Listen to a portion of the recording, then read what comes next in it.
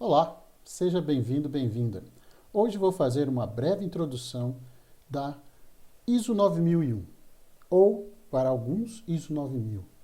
Mas, afinal, o que é ISO 9001? É um selo? É um certificado? É uma norma? Para muitos, significam coisas diferentes.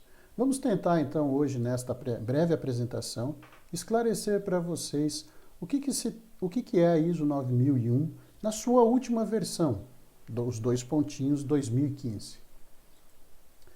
A ISO 9001, geralmente, se você for a uma organização que tem o certificado, você vai ver a evidência mais objetiva do resultado da implantação da norma hoje ABNT-BN NBR ISO 9001, que é a versão que é distribuída pela Associação Brasileira de Normas Técnicas, ABNT. Ela é baseada na ISO 9001, um padrão que é mundialmente difundido. Várias empresas ao redor do mundo certificam seus sistemas de qualidade, obtendo um certificado, através do atendimento aos requisitos. Então, como eu chego no certificado? É cumprindo com os requisitos que da norma, passando por uma auditoria externa de terceira parte reconhecida que emitirá um relatório para um órgão competente autorizado pela ISO, que é a Instituição Mundial de Padronização, International Standardization Organization, que vai autorizar, por exemplo, aqui ao lado, a Bureau Veritas certificar uma organização. Os dados estão preservados para fins de não expor a organização. Então, vamos entender um pouquinho mais como que se chega nesse certificado.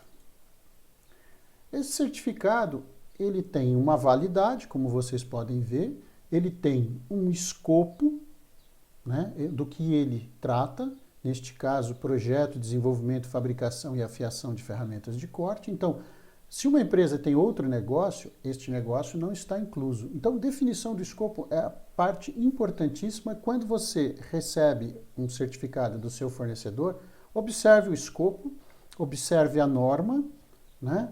E verifique aqui toda a informação sobre a certificação, a auditoria, aqui o número do certificado, né? Então, é importante que o certificado traz uma série de informações.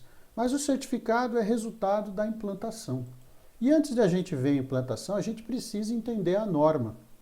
Então vamos em frente para entender a norma. A norma é composta por 10 cláusulas, compostas cada cláusula dessa por uma ou mais subcláusulas, e essas subcláusulas têm os requisitos. Por que o destaque aos requisitos? Porque as práticas de gestão da organização, por exemplo, o seu planejamento estratégico, por exemplo, a medição da satisfação do cliente, são que vão atender aos requisitos. Você tem controle de processo? Você garante a competência de atender os requisitos do cliente quando você recebe uma ordem de serviço, uma ordem de produção, um pedido? Então, isso são práticas de gestão que têm que atender os requisitos. Nem toda organização, ao momento de fazer o diagnóstico, vai ter todas as práticas. Portanto, existe aí a necessidade da implantação de práticas de gestão para atender os requisitos. Isso pode significar um investimento, uma mudança de patamar de desempenho nesse processo que vai trazer benefícios indiretos para a organização.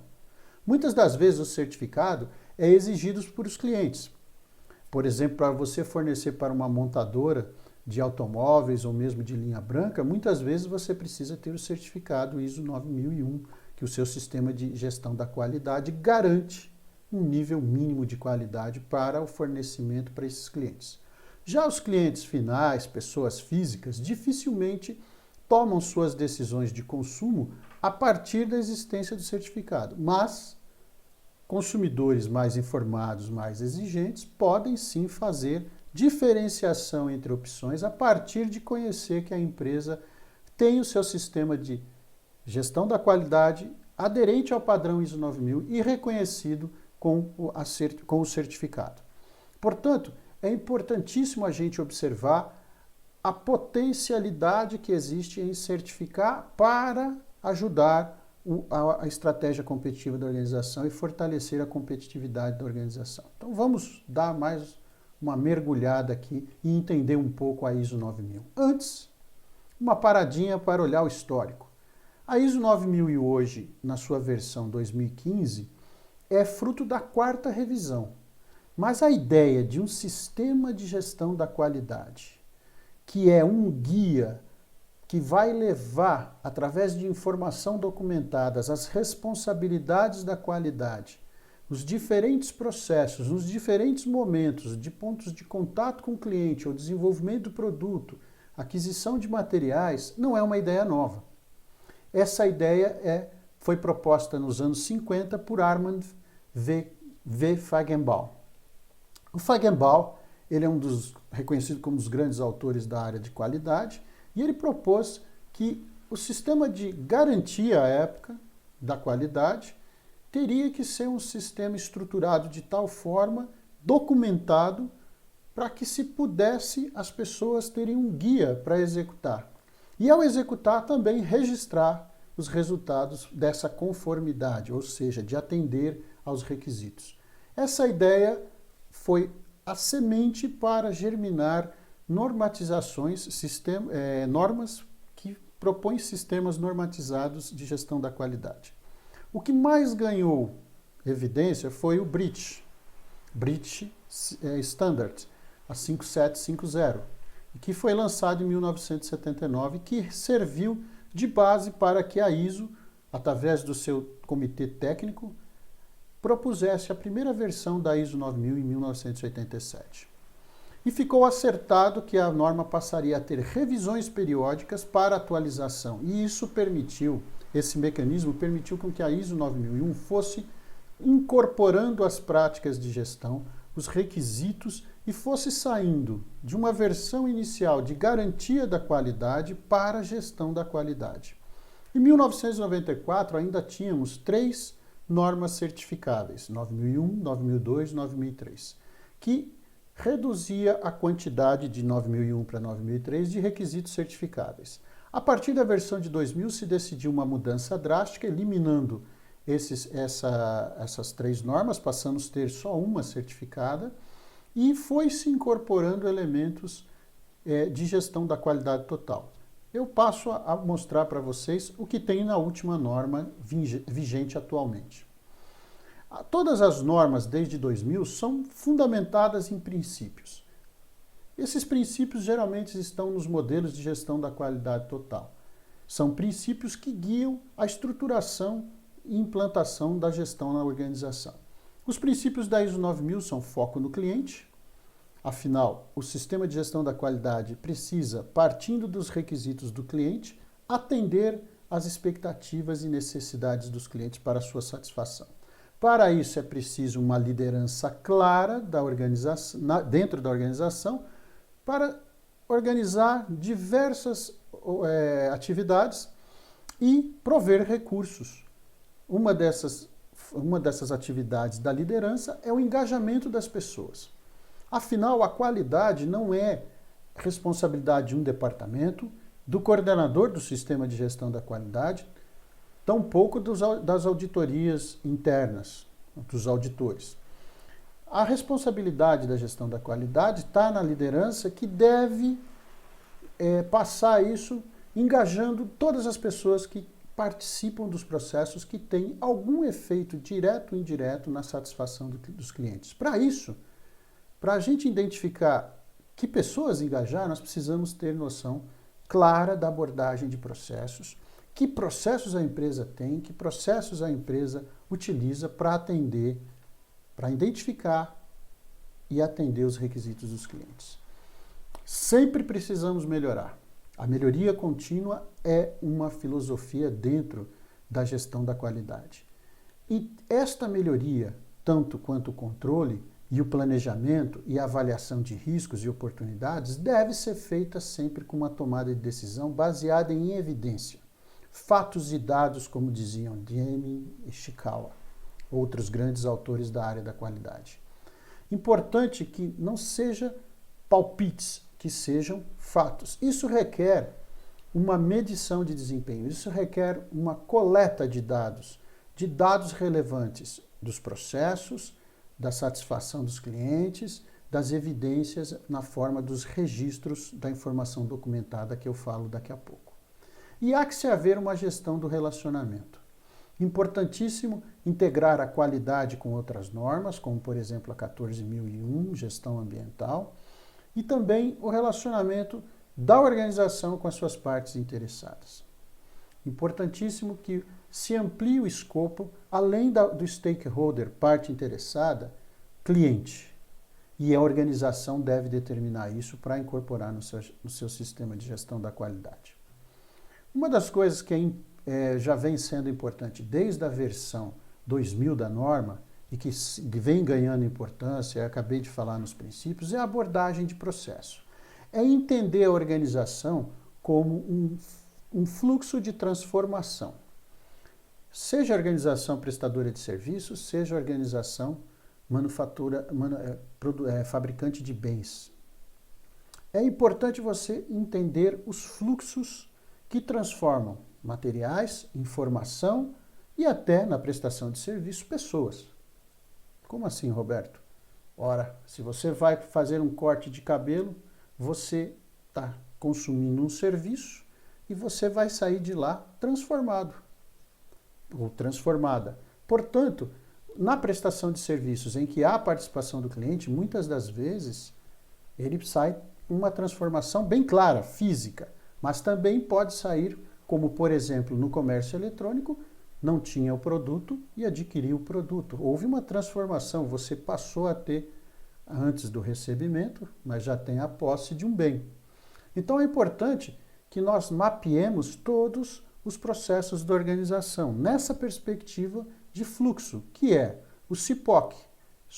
Suppliers, fornecedores, fornecem inputs, entradas, que são processadas, que vão permitir as saídas, e essas saídas vão ser entregues aos clientes. Então o diagrama CIPOC, também muito conhecido em Six Sigma, Lean Sigma, é uma ferramenta importante para o mapeamento de processos nas organizações, assim como o mapeamento tradicional, que é muito comum na área de qualidade.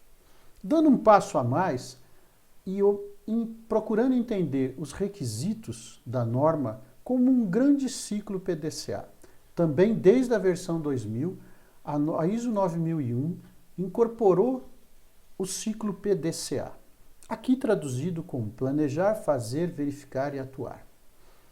E os requisitos das 10 cláusulas, onde estão agrupados os requisitos, as cláusulas 1, 2 e 3 não participam desse ciclo PDCA, mas as cláusulas de 4 a 10 podem ser perfeitamente organizadas neste ciclo PDCA que nós temos na norma, aonde iniciamos pela organização e seu conteúdo, os requisitos do cliente e as necessidades e expectativas de partes relevantes, stakeholders, que a organização queira considerar.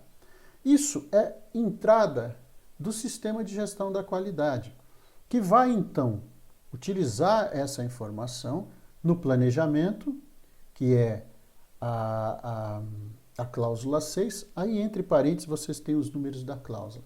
Esse planejamento ele vai levar a duas cláusulas importantes, o suporte e a operação. O suporte é tudo aquilo que nós necessitamos fazer para que nós possamos atender a necessidade do cliente, seja com a produção, montagem de um produto ou a prestação de um serviço. Então, na cláusula 8, temos as operações, onde entram todas as atividades, e são diversos processos que vão ter suas atividades, com requisitos necessários para atender a necessidade do cliente. Uma vez que nós entreguemos para o cliente os produtos e serviços, nós vamos ter os resultados do SGQ, que já está lá na ponta, que é a satisfação do cliente desde que nós atendemos suas necessidades e expectativas. Mas como nós vamos saber isso? Cláusula 9, nós temos aqui avaliar o desempenho.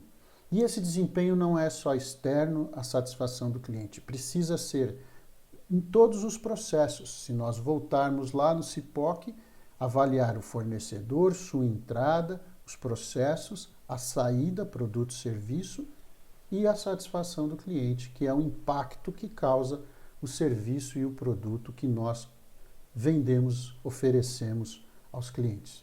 Isso tudo é informação importantíssima, não só para controle, mas também para a melhoria, cláusula 10, e a melhoria pode disparar ações que são de correção ou ações que são melhorias proativas. Então, isso pode acontecer durante as atividades em grupos de melhoria e pode acontecer em eventos específicos, como as auditorias internas e externas ou a revisão anual do sistema da qualidade pela alta administração.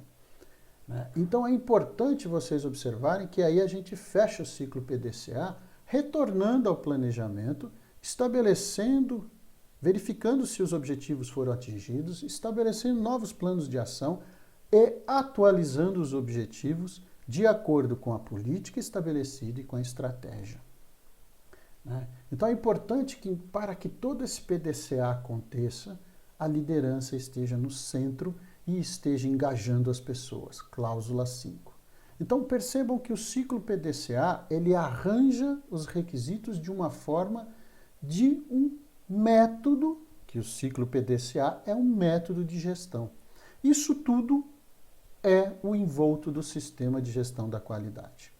Então é importante a gente interpretar as cláusulas dessa forma, porque os requisitos passam a fazer sentido quando nós colocamos os requisitos para serem atendidos por práticas de gestão nos processos da organização. Então, dois aspectos ainda são muito interessantes a serem destacados nessa nova versão 2015. A mentalidade de risco e o relacionamento com outras normas de sistemas de gestão. Eu vou começar pelo relacionamento com outras normas de sistemas de gestão. Nós vimos, ao longo dos anos 2000 em diante, um pouquinho antes, a proliferação de sistemas normatizados, tratando de diferentes aspectos. ISO 9001, qualidade. ISO 14001, sistema de gestão ambiental. ISO 22000, sistema de gestão de segurança do alimento. E vamos assim por várias outras normas que atendem aspectos específicos de negócios e de estratégias de negócios. Então é importante que a proliferação de norma não se torne um grande problema ao ponto de você ter pessoas especificamente contratadas para tratar de normas ou tentar integrar essas normas. Geralmente, sistemas normatizados seguem a lógica de requisitos, cláusulas que são certificáveis, emissão de certificado a partir de auditoria. Então, imagine você com cinco normas, você tem um sistema de gestão normatizado com 4, 5 normas, você tenha 4, 5 auditorias diferentes.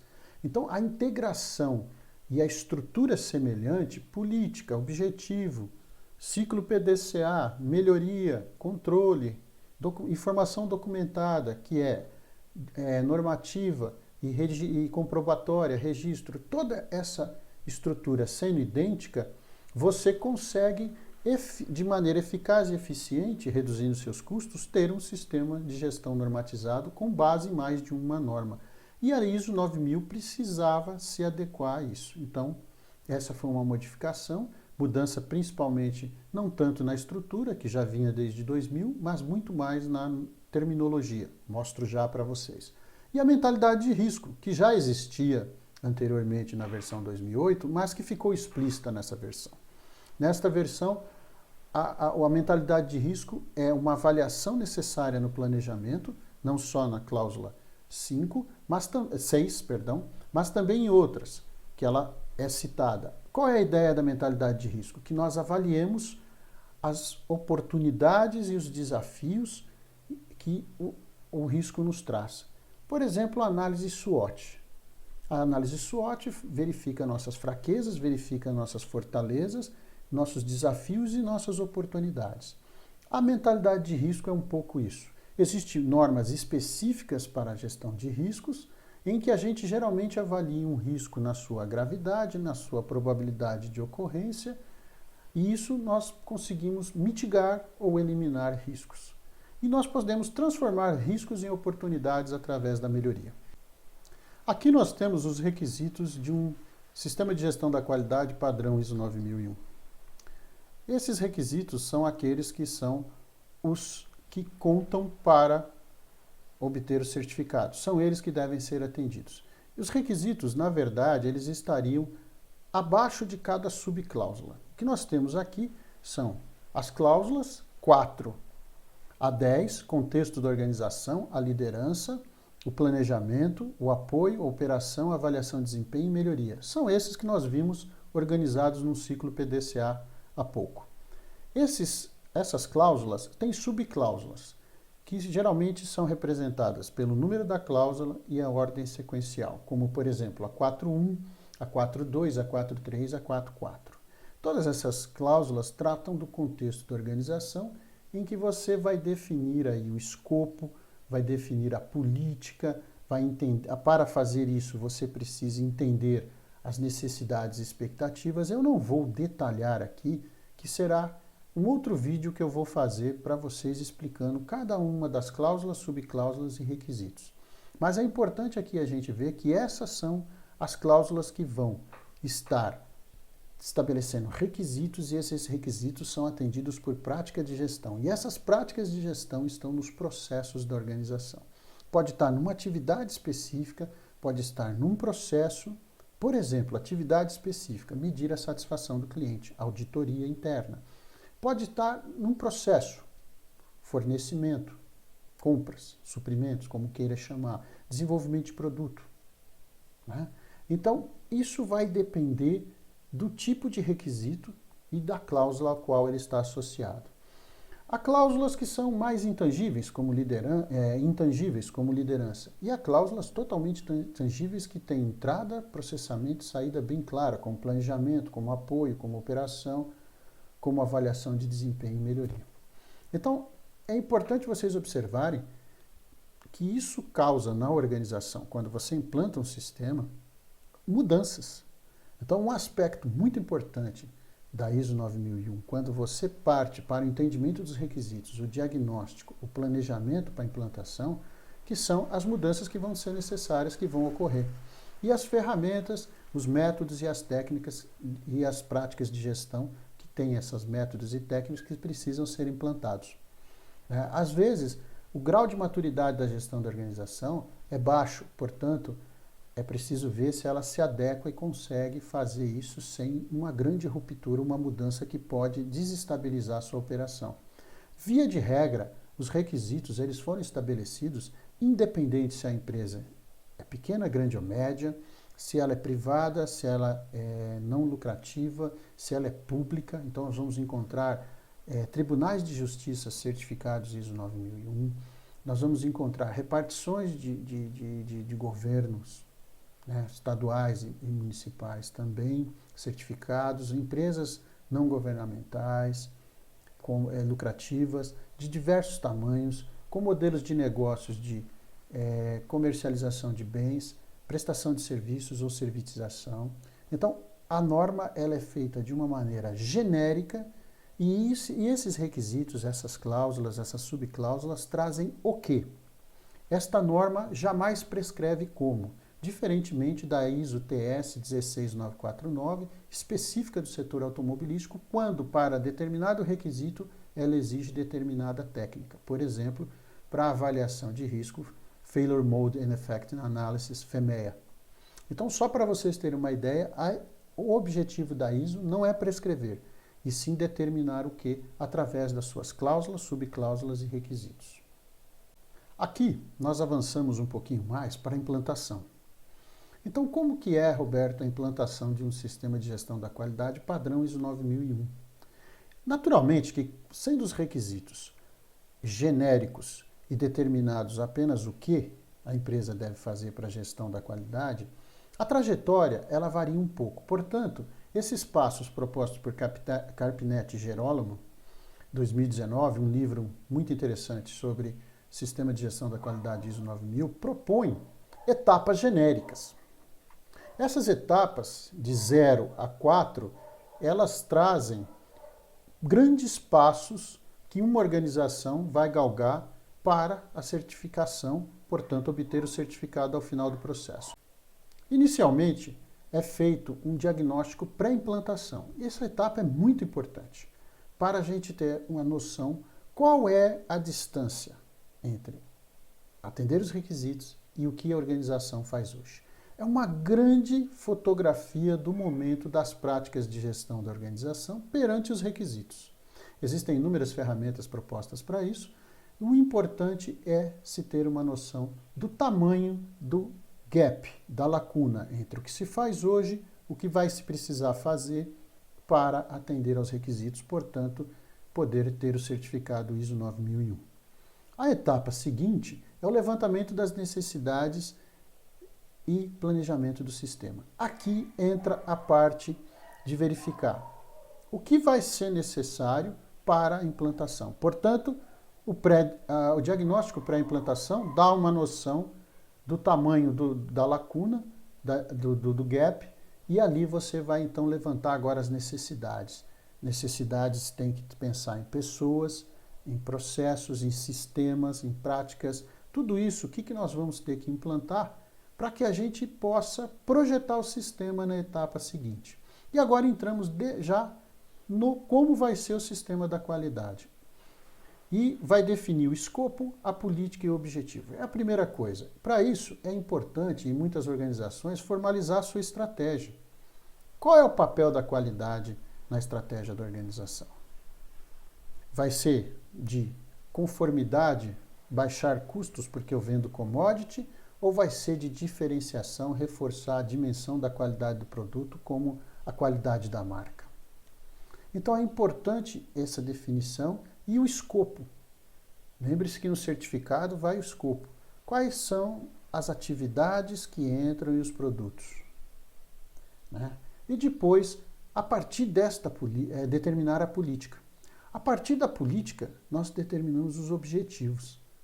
Então, a coerência entre política e objetivo é muito importante. Logo, a política não deve ser copiada de empresas de referência ou concorrentes, porque os seus objetivos com o sistema de gestão da qualidade serão definidos, desdobrados a partir da política da qualidade. E a partir dos objetivos, eu vou estabelecer os indicadores. Então, se eu quero encantar os clientes, como que eu vou medir o encantamento do cliente? Que eu quero ser o fornecedor preferencial, qual é o indicador? Né? Então, é importante, eu sugiro vocês olharem políticas de qualidade, se houver também os objetivos de qualidade disponíveis no site de empresas certificadas, para vocês terem uma ideia. Em seguida, é importante, ou paralelamente, a atividade de mapeamento de processos, ou seja, quais são os nossos processos atuais. Já algumas pessoas, já na etapa 0, já faz o mapeamento. Né? Em grandes organizações, a gente faz depois. E esse mapeamento é muito importante, é um documento muito importante para a implantação, onde a gente vai definir as entradas, os fornecedores, os processos com as suas atividades, quem participa e as saídas e os clientes externos e internos. Isso é importantíssimo para mostrar a cadeia de valor que vai gerar a qualidade para o cliente. E depois é importante projetar os processos de gestão da qualidade, entre eles a gestão da informação documentada, como que vai ser a revisão anual, como que vai ser a melhoria, a auditoria. É uma série de atividades que fazem parte do sistema de gestão da qualidade, conforme os requisitos vão requerer da organização. Partimos então para a implantação, etapa 3. Há que se haver um treinamento e procedimentos de trabalhos precisam ser elaborados ou revisados à luz dos processos que nós vamos implantar. Então eu mapeio o processo, ele está ok, ou eu melhoro. Se ele está ok, ele é documentado ou não documentado, vai precisar de informação documentada ou não. Ele é crítico para o nosso negócio ou não. São decisões que vão sendo tomadas no projeto que depois vão ter efeitos na implantação. O treinamento deve de ser para todos aqueles que têm envolvimento, se possível para todos da organização. Treinamento em diferentes níveis, para líderes, para pessoas que vão estar envolvidas, para o conhecimento de todos e para auditores. Já ir pensando em formar os auditores internos. E treinamento nos procedimentos e no registro, porque é extremamente importante, causa muita não conformidade o registro inadequado. Implantação dos processos, procedimentos e outros documentos, revisão disso, porque conforme a gente implanta, nem sempre é o que a gente tinha projetado, e também a participação das pessoas em revisar isso é muito importante.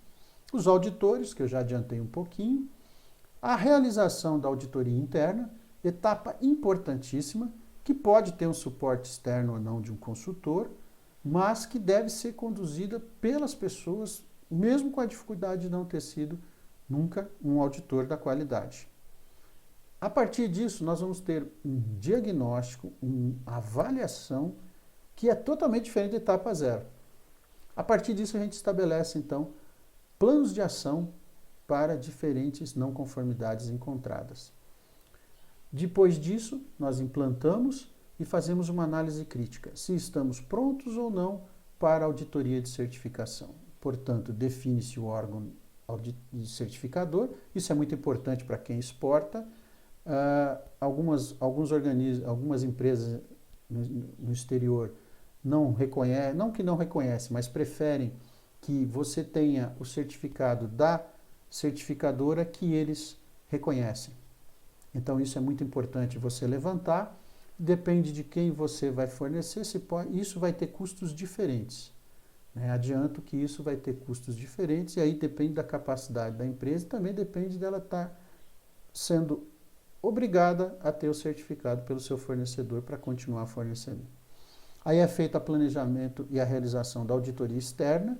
A auditoria externa, dependendo do tamanho da empresa, vem um ou mais auditores, também há um custo envolvido nisso, e depois é entregue o relatório, é dado tempo se houver não conformidades a serem solucionadas, se elas forem gravíssimas necessitará uma nova auditoria, se não, uma vez apresentadas as evidências das correções e aceita pelos auditores, eles emitem um relatório que vai então ser de posse dele, ser requisitado a emissão de um certificado naquele organismo certificador definido no passo primeiro dessa etapa 4. Então é importante vocês terem uma visão geral. Eu diria para vocês que vai ter que haver investimento, certamente, que não é só da etapa 4, são de todas as etapas, e isso muitas das vezes é restritivo para algumas organizações. Todavia, ela pode não necessariamente querer ter o certificado, podendo só usufruir do benefício da adoção do modelo, portanto, parando na etapa 3. Naturalmente que o reconhecimento de partes externas é muito importante e abre as portas ou garante a permanência em negócios. Aqui eu vou apresentar para vocês a diferença de terminologia da 9001-2008 para a versão 2015. Antes havia até 2008 um objetivo fixo de manufatura. As empresas de serviços não utilizavam? Utilizavam sim as normas ISO 9001. Agora não, agora ficou explícita a questão de produtos e serviços. Era permitida exclusão de requisitos, hoje não é mais. A seção A5 tem esclarecimento na norma para isso. É importante porque as pessoas que já conhecem a norma, e é capaz que você que não conhece está vendo essa apresentação introdutória, venha estranhar de que antigamente se excluía quando não se aplicava requisito na organização. Hoje todos são aplicáveis. Não se usa mais um representante da direção. A liderança agora tem que se envolver. As responsabilidades e autoridades são atribuídas. Então aqui, uma coisa que é muito importante que a gente usa hoje é a matriz RACI, R-A-C-I, que determina aí responsabilidades bem claramente, não sendo mais o sistema de gestão da qualidade responsabilidade de um representante da administração, portanto não há delegação. Antigamente tratávamos de documentos que estão aí discriminados. Eu vou falar um pouquinho mais agora o termo informação documentada que se harmoniza com outras normas e dá uma dimensão mais global à questão da documentação. Se você conversar com uma pessoa que já convive ou já conviveu com o Sistema de Gestão da Qualidade ISO 9001, vai dizer que é uma papelada tremenda. Depois eu falo um pouquinho. O ambiente de trabalho passou a ser ambiente para operação de processos. Processos que atendem às necessidades e expectativas dos clientes. Nós falávamos em equipamentos de monitoramento e medição. Hoje foi ampliado para recursos. Então houve uma ampliação da terminologia, né? Produto adquirido, providos externamente. E fornecedor passou a ser provedor externo. Então são algumas nomenclaturas e outras são mudanças mesmo, como representante administração, as exclusões são mudanças mesmo que ocorreram e isso reflete na terminologia. A informação não documentada, ela é uma novidade de terminologia, como eu mostrei há pouco, mas que ela traz algumas coisas interessantes. As primeiras versões de 87 e 94 da norma eram intensamente com documentação, fruto da ideia lá atrás de Feigenbaum. Então a documentação passava a ser a prioridade, muitas das vezes, do que a qualidade. E a documentação, ela precisa ser adaptada ao nível do tipo de organização. Então, por exemplo, uma startup digital ou uma empresa, microempresa sem o recurso de informática, elas podem plenamente ter informação documentada em formas diferentes de como essa documentação vai suportar a atividade das pessoas nos processos. Né? Então, a ideia de informação documentada, primeiro surge de um alinhamento com outras normas e depois é um termo utilizado para especificar requisitos de documentação sem precisar estabelecer qual tipo de documento. Precisa de um procedimento, ou precisa de um plano, ou precisa de uma instrução, ou precisa de um manual. A organização decide. Esses documentos, procedimentos, manual, plano de qualidade, instrução de trabalho, dizem o que e como a organização faz as suas atividades para atender os requisitos, de maneira diferente. Então eu posso ter isso digital, eu posso ter isso gráfico, posso ter isso em painel. Né? Antigamente, lá nas versões antigas, tinha que ter um manual rígido, depois o procedimento rígido, e isso tinha dificuldades, até porque a gente encontra em algumas organizações pessoas que infelizmente têm dificuldade de ler, por não saber. Outras, porque a operação não permite, né? Por exemplo, um alto-forno, você ter lá uma informação documentada em papel. Né? Então é importante, e a digitalização agora na indústria 4.0, com realidade aumentada, realidade virtual, amplia tremendamente as possibilidades da informação documentada. Então a norma, para não ficar obsoleta, ela passou a usar essa determinação. E ela destaca que dentro da informação documentada, incluindo os registros, que são os comprobatórios, que dão evidência de que foi feito conforme estabelecido. Então não deixa de existir. Passa a ser diminuída a necessidade de acordo com o tipo de organização, sua cultura, seu sistema de gestão.